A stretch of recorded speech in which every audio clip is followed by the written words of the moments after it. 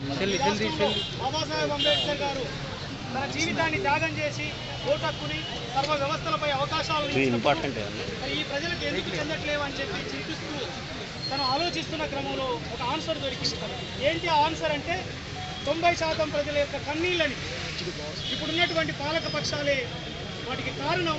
మరి ఈ రాజ్యాంగ వ్యవస్థల్ని నిర్వీర్యం చేయడం, ప్రజాస్వామ్య వ్యవస్థల్ని కించపరచడం అనేది జరుగుతూ ఉంది. కాబట్టి మరి మహాత్మా జ్యోతిరావు పూలే ఈ దేశానికి మొదటి సాంఘిక సంస్కర్తగా పనిచేశాడు, సమానత్వం కోసం పనిచేశాడు. మరి అలాంటి విలువల్ని మళ్ళీ సమాజానికి అందించాలి అంటే బాబాసాహెబ్ అంబేద్కర్ యొక్క ఉద్యమ మార్గం గెలవాలి.